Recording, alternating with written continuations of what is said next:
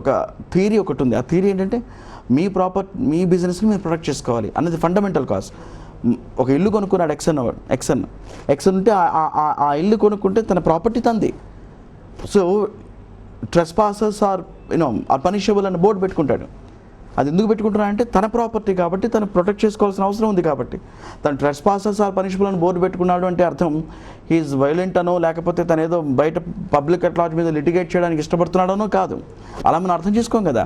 అదే పద్ధతిలో trade mark మనకు ఒకటి ఉంది అంటే అర్థం ఆ ట్రేడ్ మార్క్కి మనం ప్రొటెక్ట్ చేసుకోవాల్సినటువంటి విధి విధానాలు ఏవైతే ఉంటాయో అవన్నీ ఇండస్ట్రీ స్పెసిఫిక్గా మనం ట్రైన్ చేస్తూ ఉంటాం. అదొక ట్రైనింగ్ సర్వీస్ అన్నమాట. అదేవిధంగా వర్క్షాప్స్ కూడా మనకి ఎవ్రీ వీక్ ప్లాన్ చేస్తున్నాం, జరుగుతున్నాయి మనకి వర్క్షాప్స్లో కూడా వాలంటరీగా ఎవరైనా సరే whoever wants to know about trademarks they can come down to us. Then contact details ఎన్ని స్క్రోల్ అవుతున్నాయి, they can come down to us at any point of time and then they can get the first information from us, they can proceed ahead on that. So ఇలా training services ఉన్నాయి, as well as ఇంతకుముందు చెప్పినటువంటి registration services మనకు ఉన్నాయి. ఇది ఒకటే కాక మేము చేస్తున్నటువంటి క్లయింట్స్కి ప్రధానంగా మార్కెట్కి చేస్తున్న ఒక ఉపయుక్తకరమైన పని ఏంటంటే వాయిస్ జర్నల్స్ అంటే ఇప్పుడు ట్రేడ్ మార్క్స్లో జరుగుతున్నటువంటి డెవలప్మెంట్స్ ఆ 1 వీక్కి ఉన్నాయో వీక్లీ అప్డేషన్ ప్రోగ్రామ్ పెడుతున్నాం మనం. వీక్లీ అప్డేషన్ ప్రోగ్రాంలో న్యూస్ ఐటమ్స్ మొత్తాన్ని కూడా వాయిస్ ఓవర్ చేసి వీడియో క్లిప్పింగ్స్ ద్వారా అందరికీ కూడా జనబాహుళ్యంలో ఉన్న వాళ్ళందరికీ కూడా దానికి ఎవరెవరికైతే రిక్వైర్మెంట్ ఉంటుందనుకుంటామో అందరికీ మనం పంపించి ఏర్పాటు చేస్తున్నాం. దానికి ప్రధానమైన ఉద్దేశం కేవలం అది ఫ్రీ ఆఫ్ కాస్ట్, దాంట్లో ఎలాంటి ఛార్జ్ లేదమ్మా, ఫ్రీ ఆఫ్ కాస్ట్ పంపించేస్తాం మనం. ఎవ్రీ వీక్ అందరికీ కూడా ట్రేడ్ మార్క్ గురించి అవగాహన, పరిపూర్ణమైన నాలెడ్జ్ రావటం అన్నది ఇప్పుడు ఇండియాకి చాలా అవసరం. ఎందుకంటే India is hub of intellect. భారతదేశం మేధో సంపత్తికి ఇది ప్రధానమైనటువంటి హబ్. ఇది మనకి ఇలాంటి దేశంలో ఇంటలెక్చువల్ ప్రాపర్టీ రైట్స్ యొక్క ప్రాచుర్యం రావటం అది ఎంత అవసరం నేను చెప్పాల్సిన అవసరం లేదు.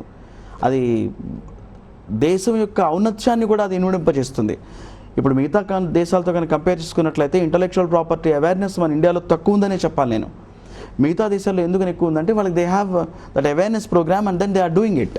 మనం కూడా భారతదేశంలో అక్రాస్ ఇండియా అన్ని కార్నర్స్లో అన్ని బిజినెస్ సెగ్మెంట్స్కి కూడా మనం ఆ ట్రేడ్ మార్క్స్ రిజిస్ట్రేషన్ కనుక ఎఫెక్టివ్గా చేయించుకున్నట్లయితే Indian business hub will be more స్ట్రాంగ్గా than what it is now. ఎన్ని ట్రేడ్ మార్క్ రిజిస్ట్రేషన్ ఆఫీసెస్ ఉన్నాయి? మనకి ప్రధానంగా 5 ట్రేడ్ మార్క్ రిజిస్ట్రేషన్స్ ఉన్నాయని చెప్పాలమ్మా. వాటి ఎలా చెప్పచ్చు అంటే లొకేషన్ వైజ్గా చూసుకున్నట్లయితే ముంబై ఒకటి ఉంది, వాళ్ళ యొక్క జ్యూరిస్డిక్షన్ స్టేట్ ఆఫ్ మహారాష్ట్ర ఉంది, మధ్యప్రదేశ్ అండ్ గోవా అంటే మధ్యప్రదేశ్కి, గోవాకి, మహారాష్ట్రకి మూడింటికి కలిపి ముంబై రిజిస్టర్ ఆఫీస్ ఉంది. అది యాంటాప్ హిల్స్లో ఉంది, వాళ్ళకి ఆ జ్యూరిస్డిక్షన్ ఉంది. అదేవిధంగా నెక్స్ట్ మనకి ఢిల్లీలో కూడా ఉంది. ఢిల్లీ విషయానికి వచ్చేప్పటికి state of Jammu and Kashmir, Punjab, Haryana, Uttar Pradesh, Himachal Pradesh, union territory of Delhi and Chhattisgarh ఈ స్టేట్స్ అన్నిటికీ కూడా ఢిల్లీని మన నార్థన్ సైడ్లో సెంటర్గా ఏర్పాటు చేయడం జరిగింది. సో అక్కడక్కడ బిజినెస్ వాళ్ళు ఈ స్టేట్స్ వాళ్ళు బిజినెస్ వాళ్ళు ఎవరైతే ఉన్నారో ఆ రెస్పెక్టివ్ సెంటర్కి మనం అప్లై చేసుకోవాల్సి ఉంటుంది. అంటే ఇప్పుడు జమ్మూ అండ్ కాశ్మీర్లో ఒక business unit trade mark register కావాలంటే వాళ్ళు వెళ్ళిపోయి ఢిల్లీ ఆఫీస్లో అప్లై చేసుకోవాల్సి ఉంటుంది ఇలా.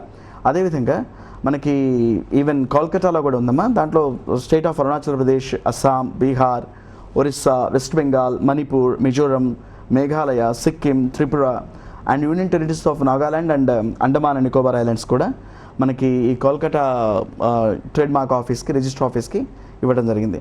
అదేవిధంగా అహ్మదాబాద్లో ఒకటి ఉంది, దాని జ్యూరిస్డిక్షన్ స్టేట్ ఆఫ్ గుజరాత్కి ఉంది, రాజస్థాన్ ఉంది, union territories or state of Daman and Diu, Dadra and Nagar Haveli ఇవన్నీ కూడా దాని జ్యూరిస్డిక్షన్కి వచ్చినాయి. అదేవిధంగా చెన్నై కనుక చూసుకున్నట్లయితే మనకి ఆంధ్రప్రదేశ్ సంబంధించిన మనకు Chennai is the centre register office.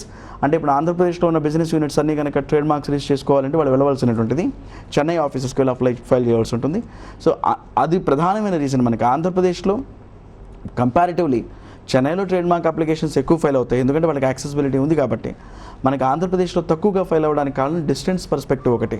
అది తగ్గించడానికి ఇలాంటి వెబ్సైట్స్ యొక్క రిక్వైర్మెంట్ మనకి ఎంతో ఉంది, ఇలాంటి సర్వీస్ ప్రొవైడర్స్ యొక్క రిక్వైర్మెంట్ మనకి ఆంధ్రప్రదేశ్లో ఎంతో ఉంది. సో చెన్నైకి సంబంధించిన మనకు Andhra Pradesh, Kerala, Tamil Nadu, Karnataka, Pondicherry and then Lakshadweep islands ఇవన్నీ కూడా జ్యూరిస్డిక్షన్లోకి వెళ్ళినాయి. ఇలా ప్రధానంగా భారతదేశం మొత్తంలో 5 ప్రదేశాల్లో ట్రేడ్ మార్క్ రిజిస్ట్రీ ఆఫీసెస్ని పెట్టింది. వాళ్ళకి కొన్ని స్టేట్స్ని జ్యూరిస్డిక్షన్స్గా వచ్చింది.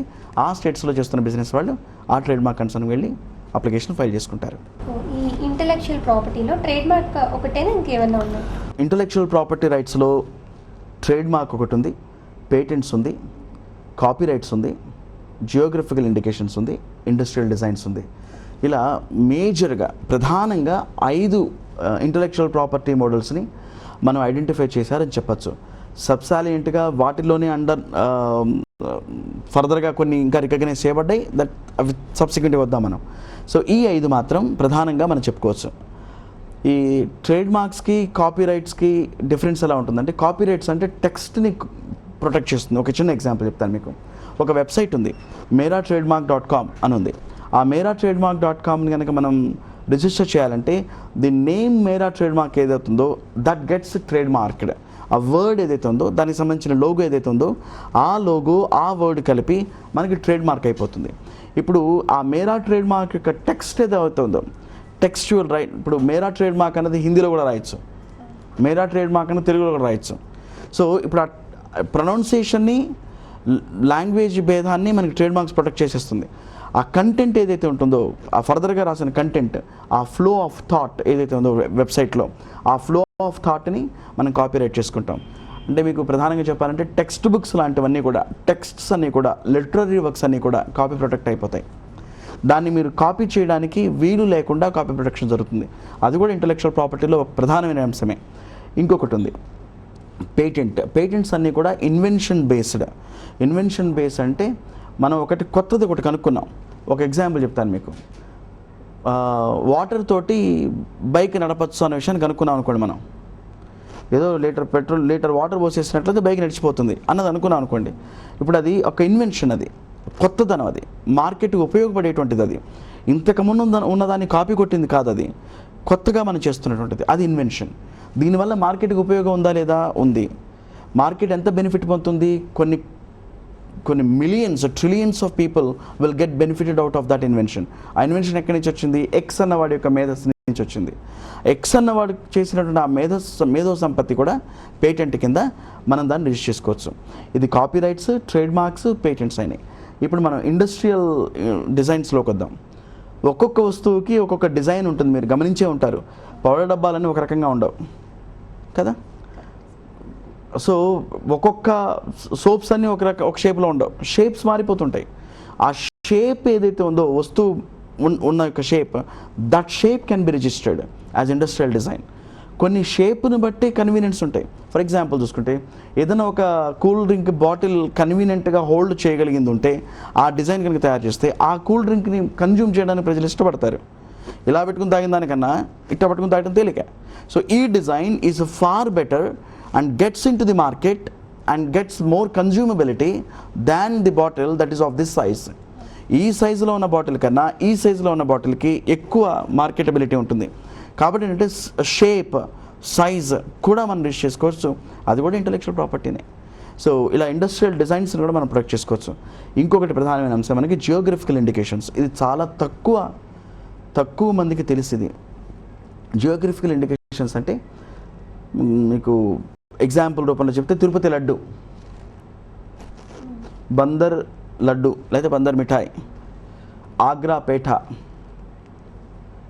ఇవి ఆ పేరు చెప్పంగానే మీకు టేస్ట్ అర్థమైపోతుంది. ఒక క్వాలిటీ మీకు అర్థమవుతుంది, ఒక ఫ్రాగ్రెన్స్ మీకు అర్థమవుతుంది, దాని నుంచి వచ్చే వాసన మీకు అర్థమవుతుంది, దాని షేప్ అర్థమవుతుంది, దాంట్లో ఒక పవిత్రత వస్తుంది మీకు. సో ఒక వస్తువుకి లడ్డు అందరూ తయారు చేయొచ్చు, కానీ తిరుపతి లడ్డు అనగానే 2-3 చేసి ఆపుతారు తినడానికి. ఇంకోళ్ళు ఎవరు తయారు చేసిన లడ్డుకి అలా ఉండకపోవచ్చు. సో ఎక్స్ అన్నవాడు ఇండివిజువల్గా తయారు చేసి దానికి కనుక ఆ లడ్డు పేరు పెట్టి ఒక చిన్న ప్యాకెట్లో పార్సల్ చేసి తిరుపతి లడ్డు అని సేల్ చేయడం మొదలెడితే అది దేన్ని వైలేట్ చేస్తుందంటే ట్రేడ్ మార్క్ కాదు, అది కాపీ రైట్ కాదు, అది ఇండస్ట్రియల్ డిజైన్ కాదు, అది పేటెంట్ ఇన్వెన్షన్ కాదు. అది జరుగుతున్నది ఏంటంటే జియోగ్రఫికల్ ఇండికేషన్ ఏదైతే ఉందో. అంతెందుకు బొమ్మలు, మనకి ఒక జియోగ్రఫికల్ ఏరియాకి సంబంధించిన బొమ్మలు ఎక్కువ అమ్ముడుపోతాయి బయట మార్కెట్లో. Lepakshi is geographical indication. అక్కడ తయారు చేయబడినటువంటి వస్తువులు కావచ్చు, అక్కడ తయారు చేయబడినటువంటి ప్రదేశం నుంచి వచ్చినవి కావచ్చు, ఆ ప్రదేశం పేరుతో ముడిపడి ఉంటుంది వాటి యొక్క క్వాలిటీ. ఆ క్వాలిటీ ముడిపడి ఉండటాన్ని మనం జియోగ్రఫికల్ ఇండికేషన్ అంటాం. దాన్ని కూడా మనం రిజిస్టర్ చేసుకోవచ్చమ్మా. సో ఇలా ట్రేడ్ మార్క్స్ ఉన్నాయి, కాపీ రైట్స్ ఉన్నాయి, పేటెంట్స్ ఉన్నాయి, ఇండస్ట్రియల్ డిజైన్స్ ఉన్నాయి, జియోగ్రఫికల్ ఇండికేషన్స్ ఉన్నాయి. ప్రధానంగా మనకున్నవి ఈ 5గా మనం ట్రేడ్ మార్క్స్ కింద చెప్పచ్చు. పవన్ కుమార్ గారు, మీ అమూల్యమైన సమయాన్ని మా కోసం మీరు స్పెండ్ చేసి ఐపీఆర్ఎస్ యొక్క స్కోప్ని, దానిలో ప్రధానంగా ట్రేడ్ మార్క్ ఒక ఉపయోగాన్ని మాకు తెలియచేసినందుకు ధన్యవాదాలండి. So next series IPRS copyrights గురించి అవగాహన పెంపొందించుకునే ప్రోగ్రాంలో మళ్ళీ కలుద్దాం.